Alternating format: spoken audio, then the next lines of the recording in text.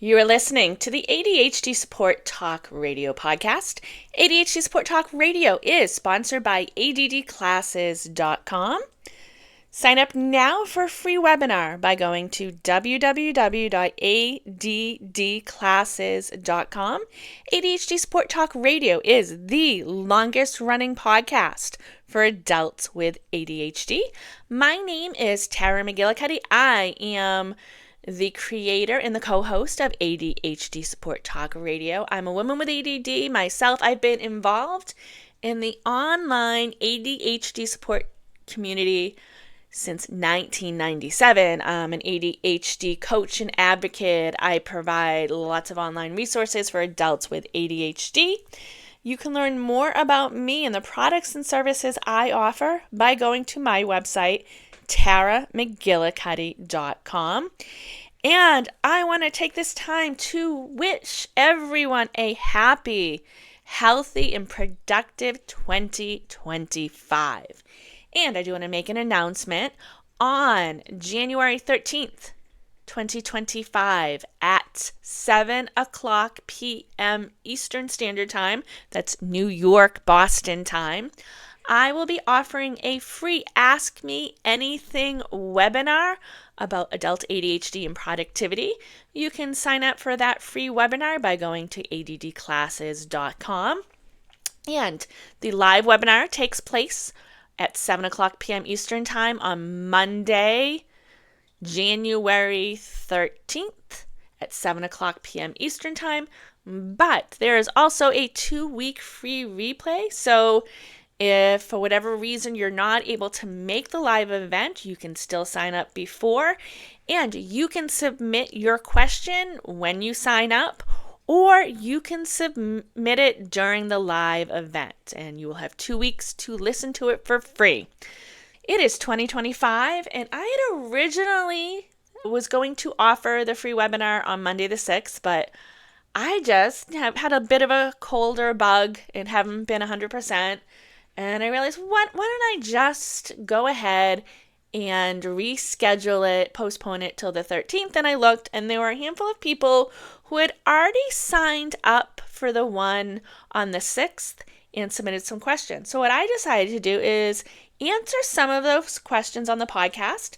So I am going to do one question per episode. So today there will be an episode, and for the next few days, I will have a new episode answering the questions. So again, happy 2025. And if you would like to sign up for the webinar and submit your question, go to addclasses.com. And I am going to read the first question and try to answer it. Here's the question. I've been trying to create a productivity plan for 2025 and get totally overwhelmed with how to approach all of my goals, how to break them down into categories, and then assign appropriate times for each task. I always underestimate how much time each task or project will take. Typically, they get done, but not as well as I'd like, and it's a dash to the finish line. Then, of course, I'm disappointed in my inability to plan, and then this self-doubt kicks in and severely feeds into my limiting belief mindset. Please help me find a way to do things differently. Great question, and I know, even as someone who has expertise in ADHD, I can relate to this. I think most of us can relate to this question. And planning everything for 2025 is, I don't know if impossible is the right word, but it's next to impossible. It makes totally sense for the average human being to get overwhelmed by coming up with this type of plan to approach all your goals and to do this, and if you're trying to do it in one sitting. This is something you're grouping together as, it almost sounds like this is a task that you're not able to do this task and you're getting overwhelmed. This is a huge thing. So what I'm going to say might be a little bit controversial or a lot controversial is stop planning.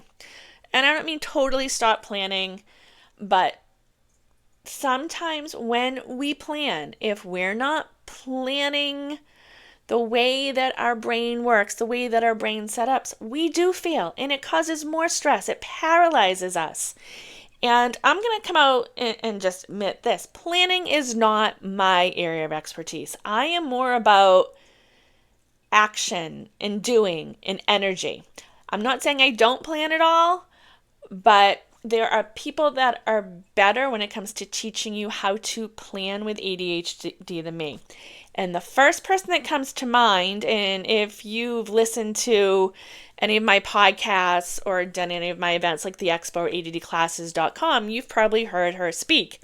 So I recommend checking out Bonnie Minku at thrivewithadd.com. She talks about planning. She has a great way to plan and can really get into the planning. My thing is, I know it's like tongue-in-cheek when I say don't plan at all or stop planning, but planning, yeah, it makes sense that you're overwhelmed because it is a huge undertaking to come up with a plan for the entire year of 2025 and how to approach all of your goals. And I don't know whether they're goals or tasks or projects or how you're defining goals. So the way to begin to approach it is that our brains can only focus on one thing at a time. So you're thinking about this as all the stuff for 365 days or the whole entire 2025. That in itself is going to start to paralyze your brain and shut your brain down. So start with one thing, and you can have a rough plan or a rough guide, but I'd say focus on one thing at a time and maybe have more of a schedule or a guide or a rough idea of what you're going to do. And also, what we need to take into account when it comes to planning is that we could wake up tomorrow and our energy could be all over the place. We could be exhausted. When we plan, your plan isn't always going to be 100% for what you want to do, because we have other things that go on in our life. And I'm not saying wake up and you're exhausted, don't do anything. Take into account that your energy might be off. And I'm just using energy as an example. There's other things that you need to take into consideration. If your energy's off, if you didn't sleep well the night before, it's going to take you 5 times as long. Not necessarily 5 times long, but it will most likely take you a lot longer to do something than if your brain and body were optimal. So that's something to take into account. And maybe look at it. Start with like blocks of time, focusing on working, taking action for blocks of time, whether it's a 20-minute action block, 5-minute action block, and see how much you get done in that 20-minute time frame, 30-minute time frame, whatever it is. And what can be very helpful psychologically is setting a timer and have that timer visual. Like while you're working, make sure you can see it, whether it's on your phone or if you have an old kitchen timer, an hourglass timer, a time timer, I think is the one that people have used for ADHD for years, and it's actually, it goes backwards. I have one, I don't know where I put it, but I'm thinking about it right now. So a visual when it comes to the time. And yeah, you underestimate how much each project in time it will take, because not everything takes the same amount of time on the day. Yes, it's important that you understand the procedure, the procedure to do it. So what are the steps involved to do it? It's very important that you have all the tools and materials to do it. And then also take into account if you're calling someone to set up an appointment that 15 years ago you called your doctor's office to set up an appointment, the receptionist or office staff answered. You call your doctor to set up an appointment now, there's probably a good 5-10 minutes that you have to listen to the pre-recording, and then they put you on hold. So that's just like an example that I gave you, that It takes longer to call a doctor's office in this day and age than it did 15 years ago. So that's something you can have a rough idea of how long something will take. And one of the things people used to say back in the day when I first started learning about ADHD is that if you think something's going to take 20 minutes, double or triple the time. Instead of how long is something going to take, going back to that times that you're going to work on it and give yourself padding. If you think something's going to take 5 hours, if you give yourself 7, you're going to have 2 extra hours if it actually takes 5 hours. So that's the thing. Add padding in. It's when you're going to an appointment, when you're driving someplace or riding a bus or however you get there, that you put padding in because there can be an accident. You forget your keys. So having padding, and it's a learning thing. And like I said before, things don't always take the same amount of time to do it each time we do it. Lots of things get in the way. I do recommend doing it like an action session, a co-working session. I don't know if you've been to any of my sessions. I will be offering a challenge later this month. I'll be letting you know more about it, but I'll just give you the title of it right now.